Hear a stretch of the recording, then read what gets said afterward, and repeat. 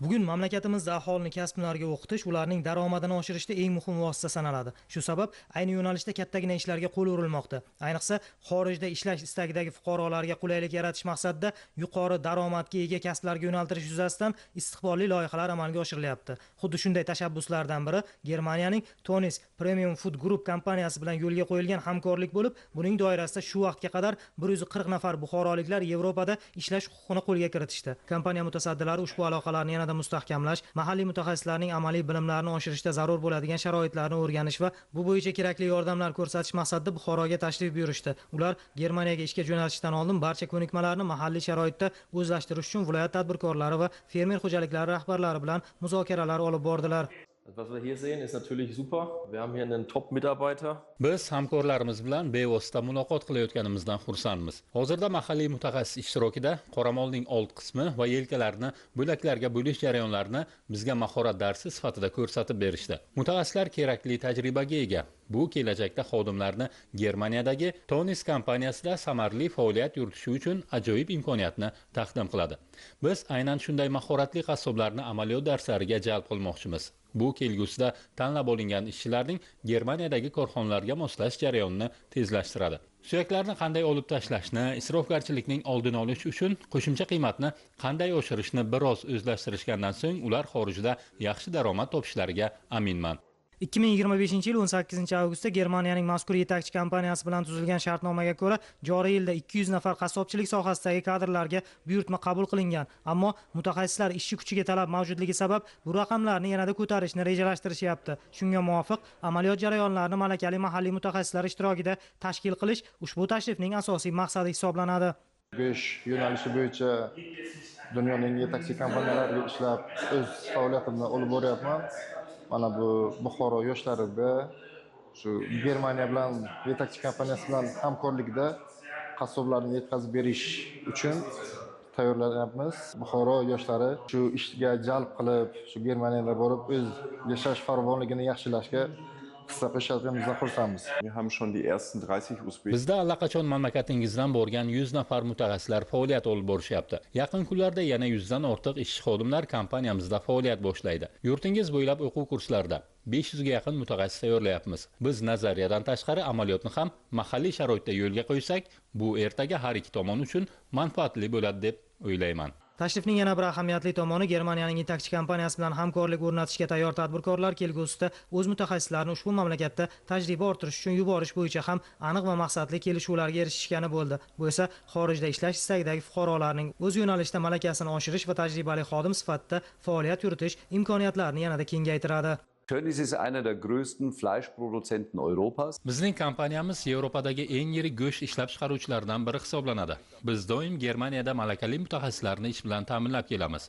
Loyihamizni Buxoroda dastlab sinov loyihasi sifatida amalga oshirib, 30 nafar mutaxassisni ishga qabul qilish bilan boshlagan edik. Hozirda kompaniyamiz navbatdagi 110 kishilik guruhni ishga qabul qilish bo'yicha shartnomalarni bermoqda. Aytishim kerak, bu boshlangan tashabbus har ikki tomon manfaatlariga xizmat qiladi va biz bu yo'nalishda uzoq yillar hamkorlik qilishga tayyormiz. Viloyatga tashrifning 2-kunida ushbu tashkilot mutasaddilari Buxoro shahridagi kasbiy ko'nikmalar markazida bo'lib, nemis tilini o'qitish bo'yicha yaratilgan sharoitlar bilan yaqindan tanishishdi. Moddiy texnik bazani mustahkamlash, nazariy bilimlarni qisqa fursatda chuqur o'zlashtirish bo'yicha yangi dasturlarni amaliyotga qo'llash yuzasidan fikr-mulohazalar almashildi. Biz juda ham xursandmiz. Mana shu Tonis firmasi Yevropada, butun dunyoda bir necha filiallarga ega, o'zining filiallariga ega, 23 ming nafar o'zining ishchisiga ega va hozirgi kunda 100 dan ortiq yurtdoshlarimiz Tonis firmasida o'z mehnat faoliyatini olib boryapti. Juda ham xursand, mana bularga havas qilib, Buxoro viloyatining o'zida 100 dan ortiq nomzodlarimiz hozir o'qitilyapti. Ular ham nazariy qismini, ham amaliyot qismini qilishadi va respublika bo'yicha 500 dan ortiq nomzodlarimiz mana shu loyihada hozir ishtirok etib, o'zlarini mana shu kasbga yo'naltirilgan kurslarga qatnashib kelyapti. Tonis firmasini asoschisi Clemens Tonis nomidan prezidentimizga o'zimizni minnatdorchiligimizni bildiramanki, mana shu bizlarga o'xshagan yoshlarga yoki mana shu o'zimizni yoshlarimizni chet el davlatlarida, chet elda o'z faoliyatini olib borish uchun juda ham ko'p imkoniyatlar yaratilgan. Xavfsiz, tizimli migratsiya yo'lga qo'yilgan va ikki davlat o'rtasida, ayniqsa mana shu Germaniya Federativ Respublikasi prezidenti janob Steinmeierni kelganida ham ikki davlat o'rtasida barcha jabhalarda hamkorlik ishlarini yaxshi jadal rivojlanib ketayotganligi, turli xil sohalarda haydovchilarni tayyorlash bo'ladimi, meditsina sohasi bo'ladimi yoki mana bizning firmamiz Tunisda go'shtni qayta ishlash sohasida ham bosh qosh bo'lib shunday imkoniyatlarni yaratib berayotganlarga o'zimni minnatdorchiligimni bildiraman. Xorijda qonuniy migratsiya orqali yuborilayotgan fuqarolar bir qator imkoniyatlarga ham ega bo'lishadi. Xususan, Yevropa kompaniyasi yuqori maoshli ishdan tashqari ular uchun kelgusida O'zbekistonda o'z faoliyatini boshlash bo'yicha istiqbolli sohalarda amaliyot o'tashiga ham ko'maklashadi. Bugun kompaniya bilan shartnoma imzolagan va 3-bosqichda Germaniyada ketish istagida bo'lgan fuqarolarga ayni yo'nalishdagi ko'plab qulayliklar haqida batafsil ma'lumot berildi. An'anaviy Premium Food Group korxonasi bilan hamkorlikda go'shtni qayta ishlash sohasi bo'yicha butun respublika bo'yicha mana bugun o'quvlarga start berildi. Ya'ni respublika bo'ylab 240 nafardan ziyod fuqarolarimiz, viloyatimizda esa 200 nafar fuqarolarimiz tahsil olmoqda. Demak, bu tahsil olganlarning ichidan 100 nafari allaqachon mehnat shartnomasini qo'lga kiritdi va yana 100 nafar buni o'qishga qabul qilindi. O'quvlar barchasi mana shu Premium Food Group bilan hamkorlikda, ya'ni migratsiya agentligi hamda International People Education tomonidan amalga oshiriladi. Bu yerda nafaqat til hamda kasb, ya'ni amaliy jihati o'sha go'shtni maydalashga moslashtirilgan kushxonalarda amalga oshiriladi. Bu fuqarolarimizga mana shu go'sht mahsulotlarini Yevropa standartida maydalash bo'lgan tushunchalarni yanada oshiradi. Shuningdek, Germaniya madaniyatiga ham alohida urg'u berilyapti va mana shu madaniyatni, mana shu tartib intizomni ko'rgan bugungi kelgan kompaniyani rahbarlari o'ziga xos hayratga bir tushdi. Ya'ni ular mana shu bizning o'qitish uslubimiz, tartibimiz, intizomimiz, migratsiya tomonidan yo'lga qo'yilgan sistematik yo'nalishlar bo'yicha alohida e'tirof etdi va albatta bu boradagi hamkorligimiz kengayadi. Bu hamkorlik shunchaki hamkorlik emas, bu hamkorlik ya'ni o'sha maktab shakllantirish, ya'ni til va kasbga uyg'unlashgan, madaniyatga uyg'unlashgan maktab shakllantirib, mana shu maktab orqali, demak, butun respublikaga ommalashtirildi va mana shu ommalashtirish orqali maktab faoliyati yanada kengaytiriladi.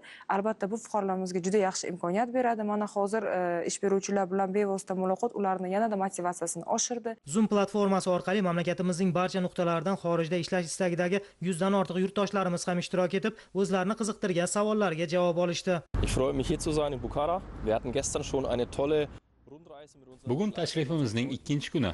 Kecha hamrohlarimiz va do'stlarimiz bilan ko'plab ishlab chiqarish korxonalari rahbarlari hamda tadbirkorlar bilan muloqot qildik. Hududlardagi faoliyatimizga turdosh korxonalarni borib ko'rdik. Shuningdek, amaliyot o'tash uchun bir qator tadbirkorlar bilan hamkorlik o'rnatish bo'yicha muzokara olib bordik. Kompaniyamiz nafaqat fuqarolarni ishga qabul qilish, balki kelgusida mahalliy tadbirkorlar bilan ham qator istiqbolli loyihalarni amalga oshirishdan manfaatdor. Biz go'shtni qayta ishlashdan tashqari uning logistikasi bo'yicha ham yaxshigina tajribaga egamiz. Bundan tashqari chorvachilik tarmoqlarini rivojlantirish bo'yicha ham o'z takliflarimiz bor. Hozircha qassoblik kasbiga tayyorlayapmiz. Kelgusida veterinar va yuk mashina haydovchilari tayyorlash tarmog'ini ham yo'lga qo'yamiz. Biz Germaniyadagi juda katta korporativ guruhmiz. Kompaniyamiz Yevropadagi eng yirik oziq-ovqat ishlab chiqaruvchi sanaladi. Zavodlarimizda har yili 13 milliondan ortiq hayvonlar, jumladan 400 minggacha qoramol qayta ishlanadi. Bir jihatga e'tibor qaratmoqchiman. Germaniya prezidentining yaqinda O'zbekistonda bo'lishi va ikki tomonlama muhim kelishuvlarga erishilgani nemis ishbilarmonlarida ham yurtingizga nisbatan qiziqishni yanada oshirdi. Bu yaqin kelajakda hamkorligimizni yanada rivojlantirish uchun ham muhim asos bo'ldi deb hisoblayman. Prezidentimizning 2024-yil 4-oktyabrdagi kambag'allikni qisqartirish va bandlik sohasida davlat siyosatini takomillashtirish va samaradorlikni oshirish chora-tadbirlari to'g'risidagi qaroriga muvofiq amaliyotga tatbiq etilayotgan ushbu loyiha bugun yuzlab oilalarning quvonchiga sabab bo'lmoqda. GOTAIX sertifikatlarini olganimizda, yaqinda shartnomalarimizni iyun oyida oldik. Shu Germaniyaga, Tunis kompaniyasiga, qassob yo'nalishga Germaniyaga ketmoqchimiz. Shartnomani ko'rdik. Haftasiga 40 soat ishlaymiz. Soatiga 15 yevro 40 sentdan berishadi. Bu o'rtacha 2800 yevro shu atrofida oylik chiqadi. Albatta biz bundan xursandmiz. Prezidentimizga rahmat, shunday sharoitlarni yaratib berganlari uchun. Biz davlatimiz olib borayotgan siyosatdan juda ham xursandmiz. Mana prezidentimizning shuncha qo'llovlari orqali mana shunday ishlar amalga oshirilayotgan ekan. Juda ham xursandmiz. Sababi biz mana Germaniyaga ishga borishga shartnoma berilyapti. Germaniyadan kelgan ish beruvchi tomonidan. Shartnomada ko'rsatilgan maosh boshlanishi 2700 yevro aytilyapti. Bu ishga qarab yana oshish ehtimoli juda ham katta. Bizga shunday sharoitlar yaratib berganlardan biz juda ham xursandmiz.